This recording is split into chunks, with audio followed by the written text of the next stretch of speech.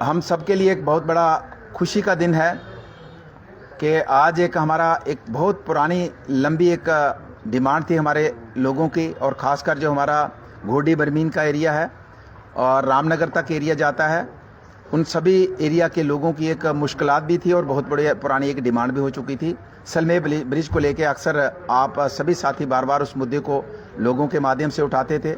तो आज खुशी की बात यह है कि हमारा ये प्रोजेक्ट जो है पिछले 2-3 महीने से ये नबार्ड के हेड ऑफिस बॉम्बे में था और कल उसकी क्लियरेंस हुई है और कल इसका पैसा रिलीज़ हो गया है।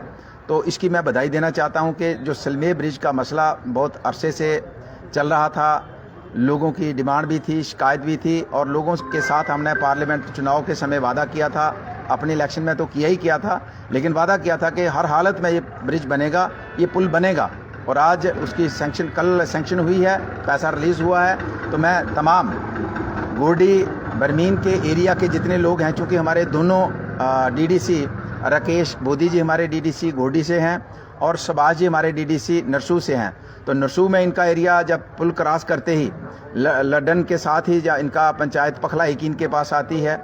उसके बाद इनकी ओसू की पंचायत है, तार गदियाँ वगैरह इनके पास एरिया आता है, चढ़त वगैरह एरिया इनके पास आता है, सत्यालता है, सिवना वगैरह, तो उन लोगों को भी इसी पुल से जाना पड़ता है।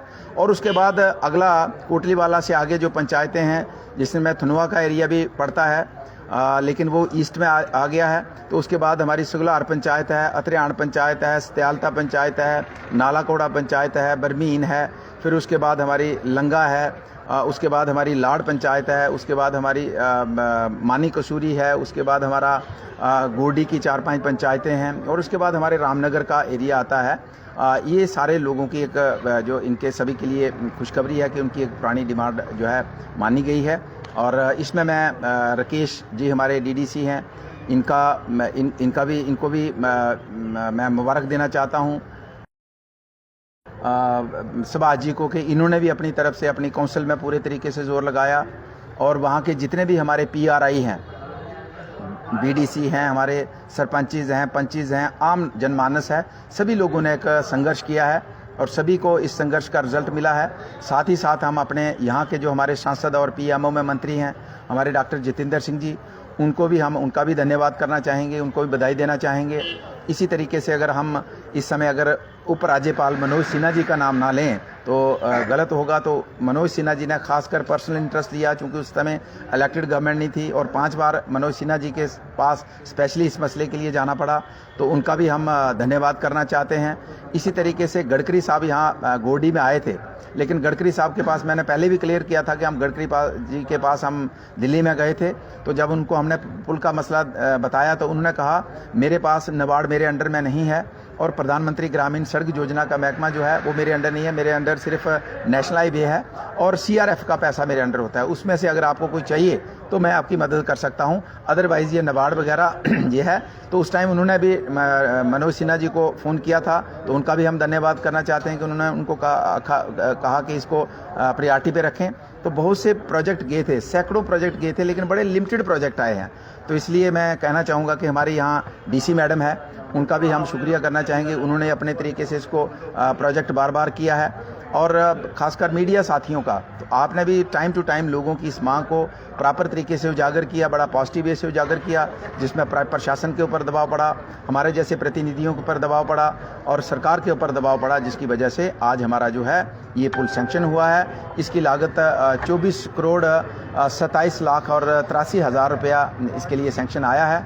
तो ये एक बहुत बड़ी डबल लेन मोटरेबल ब्रिज बनेगा, यानी कि आना जाना एक रूट से गाड़ी आएगी, एक से जाएगी, और ये एक ऐतिहासिक पुल हमारा बनने जा रहा है। मैं इस एरिया के लोगों से माफ़ी चाहता हूं कि समय की देरी हुई है, लेकिन इसमें हमारा फॉल्ट नहीं था। 23 में जब ये अनसेफ डिक्लेयर हुआ तभी प्रोजेक्ट बना के हमने भेज दिया, इवन तब हम एमएलए भी नहीं थे, भेज दिया। लेकिन उसके बाद कोई भी 23 के बाद कोई भी प्रोजेक्ट नबार्ड के अंदर, जम्मू कश्मीर के अंदर नया सेंक्शन नहीं हुआ। ये पहले प्रोजेक्ट हैं जो जम्मू कश्मीर में नबार्ड के तहत सेंक्शन हुए हैं, तो उसमें आपका नाम आया है। इसलिए हमारी तरफ से कोई डिले नहीं था, ये नबार्ड की तरफ से डिले हुआ था, प्रशासनिक प्रशासनिक बड़े लंबे चौड़े यहाँ मसले होते हैं। और ऊपर से जितने भी प्रोजेक्ट आप देखेंगे सैंक्शन हुए हैं, सबसे बड़ा प्रोजेक्ट 25 करोड़ का एक ही प्रोजेक्ट है।